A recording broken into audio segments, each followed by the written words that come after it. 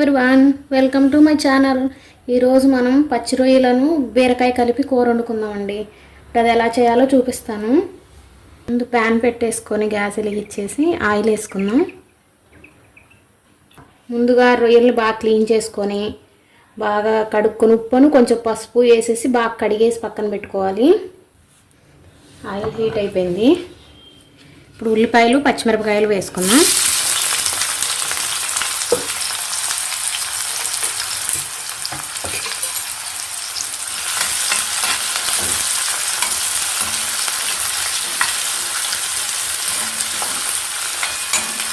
ఇవి కొంచెం ఫ్రై అవ్వాలి.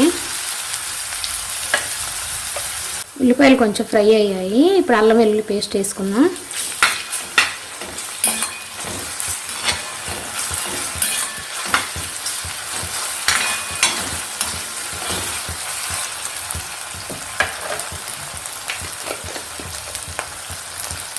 హాఫ్ స్పూన్ పసుపు వేసుకుందాం.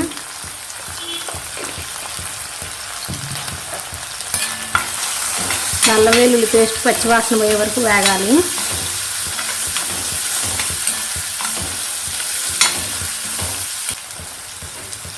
కొంచెం కరివేపాకు కూడా వేస్తున్నాను.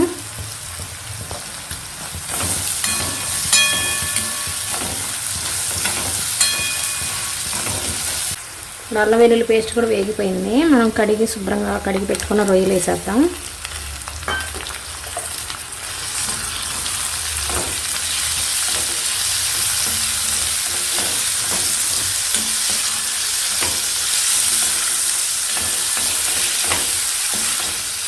రొయ్యలు వేసాక గ్యాస్ సిమ్లో పెట్టేసి కొంచెం రొయ్యలు వేగనిద్దాము పచ్చి వాసన పోయే వరకు.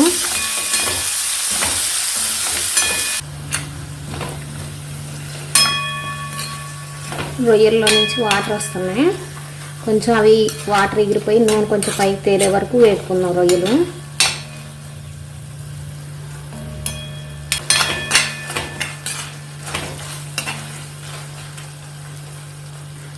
రొయ్యలు కొంచెం వేగాయి. ఇప్పుడు బీరకాయ ముక్కలు వేసేద్దాం.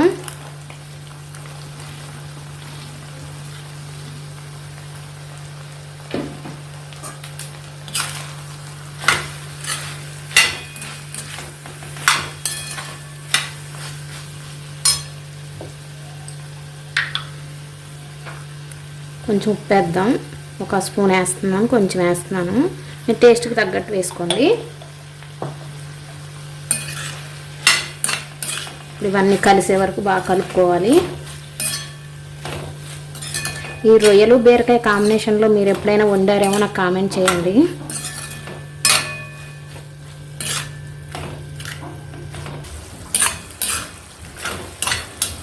కూరలోంచి వాటర్ వస్తున్నాయి. బీరకాయల్లో బాగా నీరు ఉంటుంది కదండి, లేత బీరకాయలు తీసుకున్నాను నేను.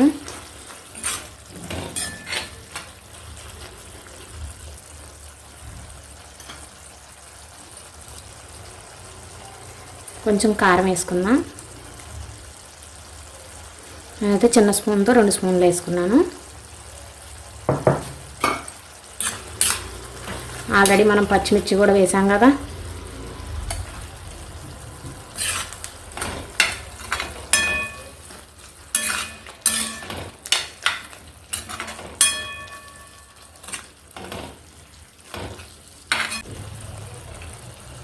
ఒక హాఫ్ స్పూన్ ధనియాల పొడి,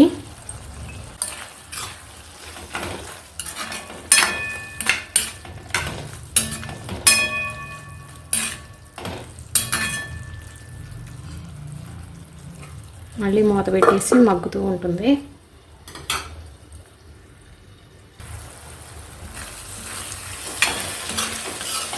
బీరకాయలు రొయ్యలు బాగా వేగిపోయినాయి. నూనె కూడా బాగా పైకి తేలింది.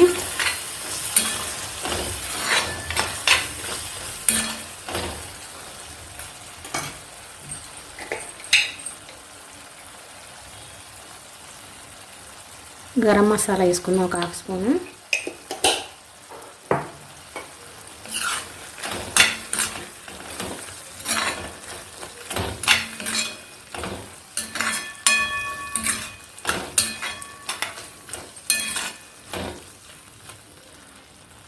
కొంచెం రొయ్యలు ఉడకాలండి, దానికి కొంచెం వాటర్ వేస్తున్నాను.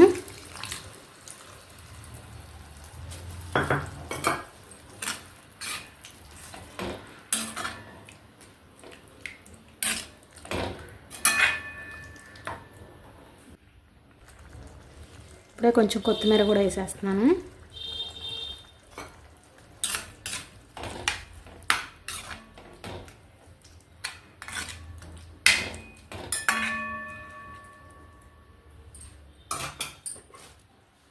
మూత పెట్టేసి ఒక 2 నిమిషాలు ఉడికించుకుందాం. కూర ఉడికిపోయింది. నాకైతే ఉప్పు కారాలన్నీ కరెక్ట్గా సరిపోయాయి. సర్వ్ చేసేసి కూర వేరే బౌల్లో తీసుకుందాం. కూర రెడీ అయిపోయిందండి. చాలా టేస్టీగా ఉంటుంది. మీరు కూడా చేసుకొని చూడండి, ట్రై చేసి నాకు